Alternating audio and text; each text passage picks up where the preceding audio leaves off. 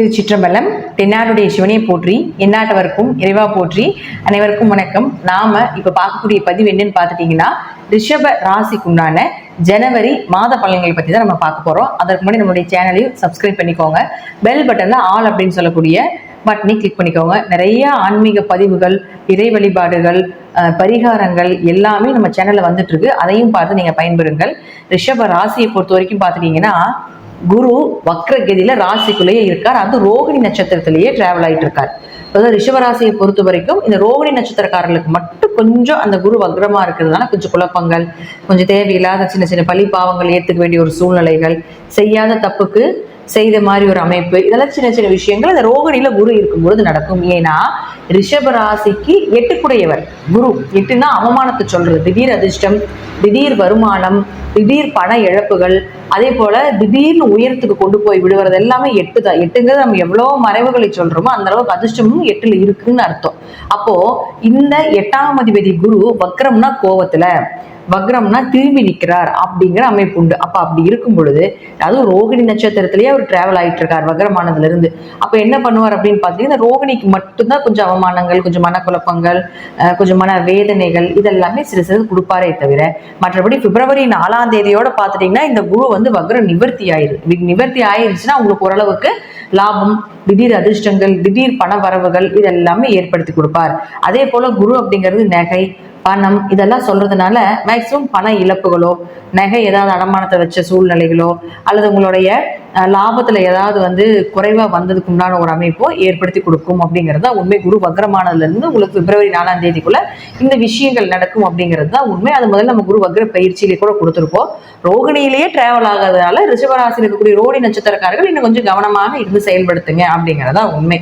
உங்களை இயக்கக்கூடிய கிரகம் யாரு அப்படின்னு பாத்துட்டீங்கன்னா சுக்கிரன் தான். அவர் தான் உங்களுடைய ராசி அதிபதி, அவர் தான் உங்களுடைய லக்னாதிபதினு நம்ம சொல்லுவோம். சுக்கிரன் எந்த நிலையில் இந்த மாதம் இருக்கின்றாரோ அதை பொறுத்துதான் இந்த மாதம் முழுவதும் உங்களுக்கு எப்படி இருக்கும் அப்படிங்கிறது நமக்கு தெரியும்.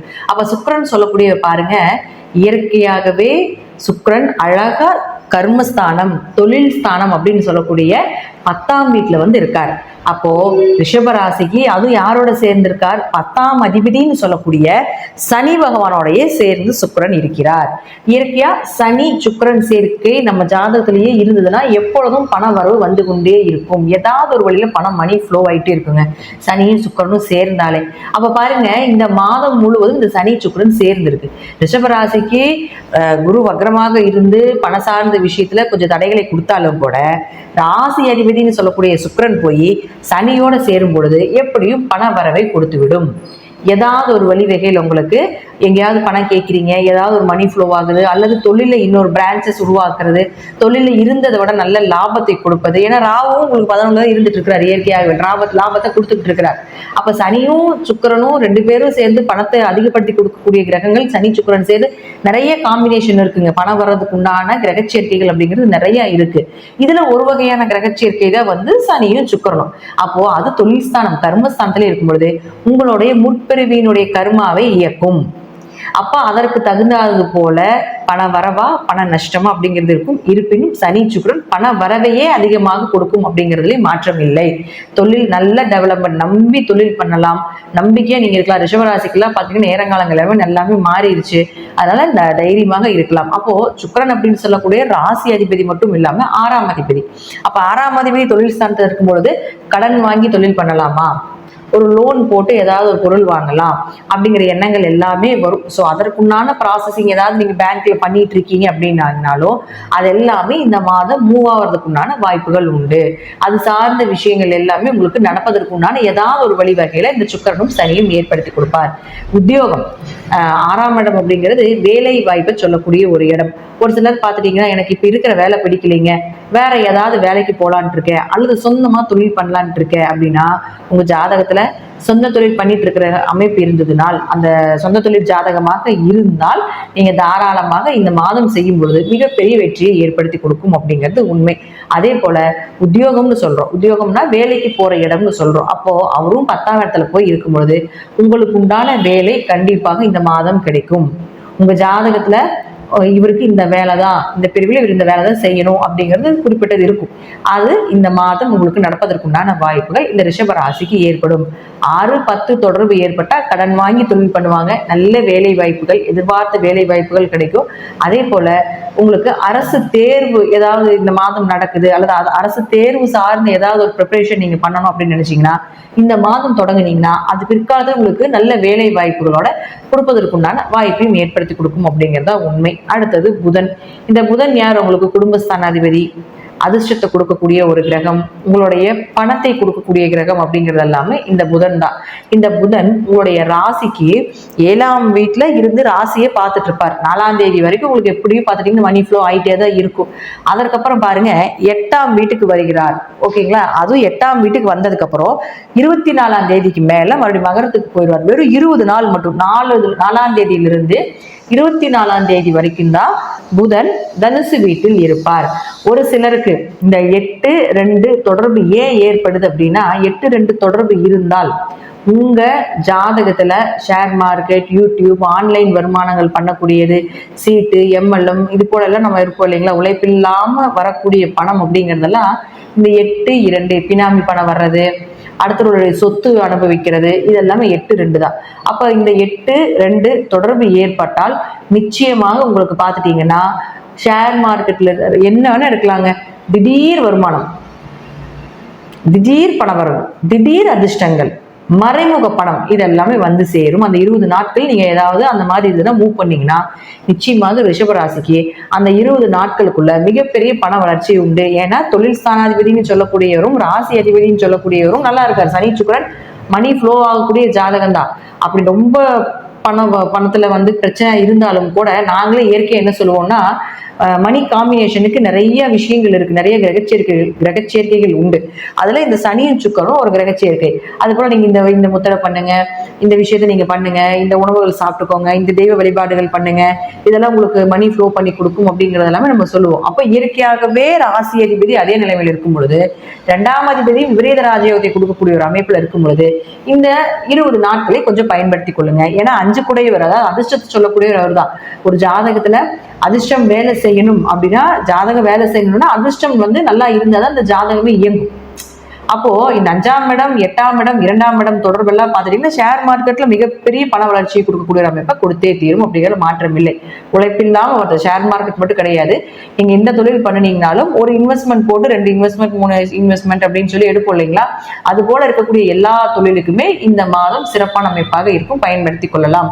ஆனா குடும்பத்துல சின்ன சின்ன பிரச்சனைகள், வாக்குவாதங்கள், ஒருத்தருக்கு ஒருத்தர் புரிந்து கொள்ளாம நடந்து கொள்ள வேண்டிய ஒரு சூழ்நிலைகள், குடும்ப ஒற்றுமையை பொறுத்த வரைக்கும் கொஞ்சம் குறைவாக இருப்பதற்குண்டான வாய்ப்புகளும் உண்டு. தேவையில்லாம பேச்சு மட்டும், என்ன 8 தொடர்பு ஏற்பட்டதுன்னா பேச்சு எல்லாமே கொஞ்சம் கடினமா இருக்கும்.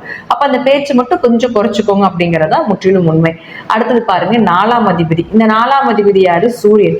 இந்த சூரியன் இப்ப இருக்கக்கூடிய வீடு அப்படின்னு பாத்துட்டீங்கன்னா உங்களுடைய ராசிக்கு 8ஆம் வீட்டுல தான் இருக்காரு. அப்ப 4 கூடையவர் போய் உங்களுக்கு 8ல் இருந்தால் 14ஆம் தேதி வரைக்கும் அதுல இருப்பார். அப்ப 4-8 தொடர்பு ஏற்பட்டா உடம்பு ஆரோக்கியத்துல கொஞ்சம் கவனமா இருக்கணும்.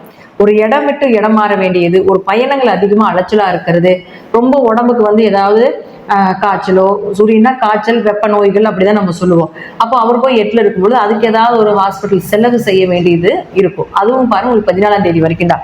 அந்த 14க்கு மேல உங்களுக்கு பாருங்க இந்த 4ஆம் அதிபதினு சொல்லக்கூடியவர் 9ஆம் வீட்டுக்கு போறார். அப்ப 4-9 தொடர்பு ஏற்படும் போது இது ஒரு நல்ல கிரக சேர்க்கை. 4ஆம் அதிபதி சூரியன் 9ஆம் வீட்டுக்கு வரும் பொழுது உங்களுக்கு ஆரோக்கியத்துல நல்லா சிறப்பா இருக்கும். தந்தைக்கும் உங்களுக்கும் இருந்து வந்த கருத்து வேறுபாடுகள் கொஞ்சம் குறையும். 4-9 தொடர்பு அப்படிங்கிறது உங்களுக்கு உயர்கல்வி படிப்பதற்கு உண்டான வாய்ப்புகள், வீடு மனை சொத்து சுகங்கள் வாங்குறதுக்கு உண்டான வாய்ப்புகள், பூர்வீக சொத்தை பத்தி பேசுறீங்களா, உங்களுக்கு பூர்வீக சொத்து வேணுமா, இந்த காலகட்டங்களில் நீங்க பேசுறப்போ உங்களுக்கு கொஞ்சம் உங்களுக்கு சப்போர்ட்டா வரக்கூடிய ஒரு அமைப்பை நிச்சயமாக ஏற்படுத்தி கொடுக்கறது அந்த 4-9 தொடர்பு அப்படிங்கிறது அமைப்பு உண்டு.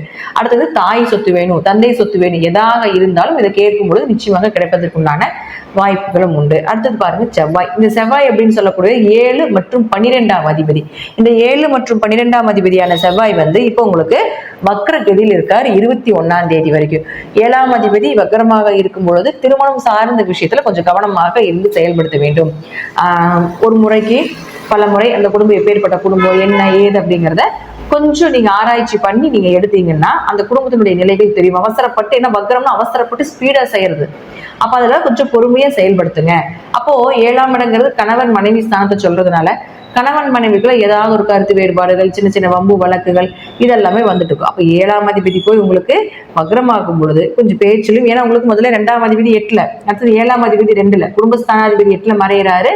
குடும்பத்தை கணவன் மனைவின்னு சொல்லக்கூடிய ஸ்தானம் போய் உங்களுக்கு வக்ரம் ஆகிறார். அதுவும் 21ஆம் தேதி வரைக்கும் தான். அதுக்கப்புறம் பாத்துட்டீங்கன்னா மிதுனத்துக்கு மேல போயிடுவார். அது வரைக்கும் தான் உங்களுக்கு சின்ன சின்ன குடும்பத்துக்குள்ள பிரச்சனை இருக்கும். அதற்கப்புறம் 7ஆம் அதிபதினு சொல்லக்கூடிய பாருங்க 2ஆம் வீட்டுக்கு போயிடுவார். அப்ப மனைவி மூலமாக 21ஆம் தேதிக்கு மேல வருமானம், கணவர் மூலமாக வருமானம். ஒரு பொண்ணு பாக்குறீங்க, ஒரு மாப்பிள்ளை பார்க்க போறீங்க, ஒரு வரன் தேட போறீங்க அப்படின்னா அந்த 21ஆம் தேதிக்கு மேல வச்சுட்டீங்கன்னா நல்ல எதிர்பார்த்த திருமண வரவு ஏற்படும். நல்ல வசதி வாய்ப்புகளோட நீங்க என்ன தேவைகள் உங்களுக்கு நீங்க எதிர்பார்த்துட்டு இருந்தீங்களோ அது எல்லாமே 21ஆம் தேதிக்கு மேல நீங்க வச்சுக்கிட்டீங்கன்னா நல்லா இருக்கும். அதற்கு முன்னாடி இதெல்லாம் வந்ததுன்னா கொஞ்சம் பார்த்து கவனமாக செயல்படுத்துங்க அப்படிங்கிறது தான் உண்மை. அடுத்தது உங்களுக்கு அவரே உங்களுக்கு 12ஆம் அதிபதியும் ஆகிறாரு இல்லையா? அப்ப செவ்வாய் 12ஆம் அதிபதியும் ஆகி உங்களுக்கு 2ல இருக்கும் பொழுது வெளிநாட்டு வருமானம் 21ஆம் தேதிக்கு மேல வரும். யாராவது வெளிநாடு போலான் இருக்கீங்க, ஒரு டூர் போலான் இருக்கீங்க, இது மாதிரிலாம் ஏதாவது இருந்துச்சுன்னா 21ஆம் தேதிக்கு மேல பிளான் பண்ணுங்க. அது உங்களுக்கு சந்தோஷமாக இருக்கும், மன நிம்மதியை கொடுக்கும், பயணத்துல திருப்தியை கொடுக்கும். பயணங்கள் மூலமாக நல்ல பணவரவு, பயணங்கள் மூலமாக உங்களுக்கு நீங்க எதிர்பார்த்ததை விட நிறைய லாபங்கள். இம்போர்ட் எக்ஸ்போர்ட் பிசினஸ் பண்ணிட்டு இருக்கீங்களா? 21ஆம் தேதிக்கு மேல பண்ணுங்க, ரொம்ப அருமையா இருக்கும். அதற்கு மேல லாபத்தை கொடுக்கக்கூடிய ஒரு அமைப்பை நிச்சயமாக இந்த செவ்வாய் ஏற்படுத்தி கொடுப்பார்.